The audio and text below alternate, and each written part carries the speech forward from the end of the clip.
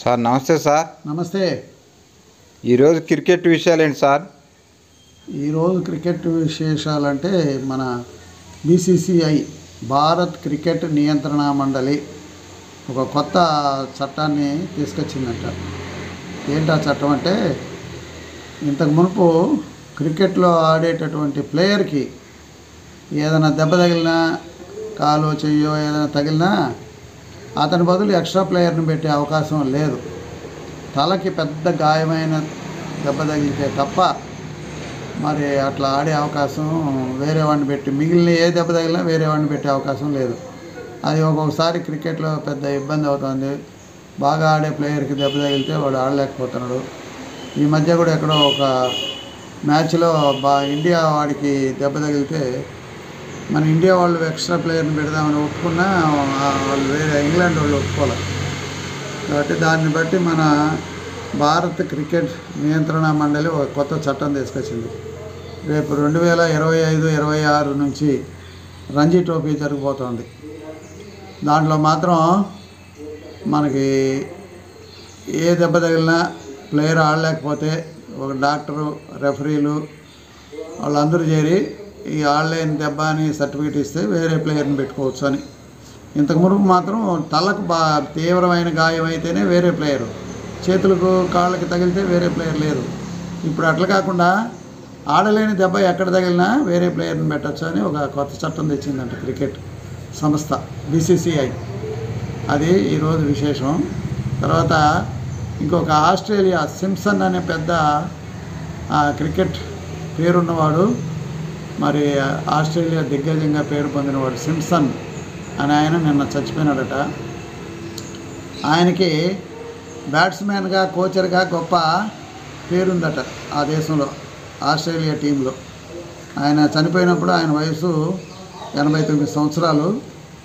సరే, మంచి దీర్ఘకాలంగా జీవించినట్టే, కానీ ఇంకా అలాంటి మహనీయులు ఉండాలి. మరి ఆయన ఆస్ట్రేలియాలో అనారోగ్యంతో హాస్పిటల్లో ట్రీట్మెంట్ తీసుకుంటూ చనిపోయినట్టు క్రికెట్ ఆస్ట్రేలియా నిన్న ప్రకటించింది. ఆయన ఆల్రౌండర్ అట క్రికెట్లో. ఇక స్పెషలిటీ ఏంటంటే బ్యాట్స్మెన్. ఆయన ప్లేయర్గా ఆడినన్నాళ్ళు ఆడి తర్వాత ప్లేయర్ నుంచి ఆటల పోటీల్లో నుంచి వేరే నిష్క్రమించుకున్నాక కోచర్గా మంచి పేరు తెచ్చుకున్నాడు. అదే కాకుండా 1987 సంవత్సరంలో ఆస్ట్రేలియా మరి ఒక విజేతగా టెస్టులో విజయం పొందింది. ఆ టెస్ట్కి కోచర్గా పనిచేసింది మన సింప్సన్నే.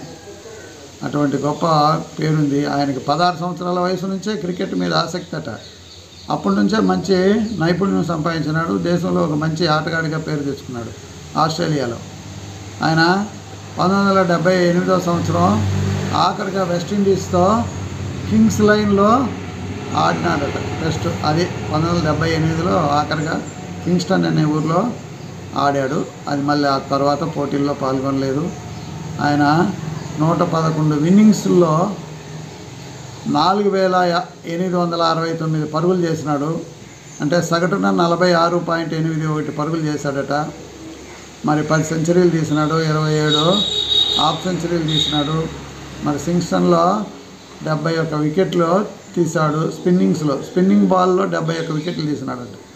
110 క్యాచ్లు పెట్టాడు. ఇంత పేరున్నటువంటి సింప్సన్ పాపం అనారోగ్యంతో నిన్న కన్నుమూశాడు. అది మన క్రికెట్ లోకానికి, ఆయన ఆస్ట్రేలియా మనిషి అయినా, ఇండియా మనిషి అయినా వసుదైక కుటుంబం. క్రికెట్లో ఇప్పుడు ఎక్కడైనా ఏ దేశానికి ఆ దేశం కాదు, క్రికెట్ అన్నాక వసుదైక కుటుంబం. ఎందుకంటే అన్ని దేశాలు కలిసి ఆడతాయి కాబట్టి పోటీలు. కాబట్టి ఏ దేశంలో ఆ మనిషి అయినా మనం చనిపోయినందుకు విధమైన సంతాపం తెలియజేయాలి. బాధాకరమే. అటువంటి మహనీయులు పోవడం దేశానికి, ప్రపంచానికి లోటే. ఆయన ఆత్మకు శాంతి చేకూరాలని 2 నిమిషాలు మనం మౌనం పాటించి వెలిగించుకున్నాం. అంతకన్నా మనం చేసేది ఏం లేదు.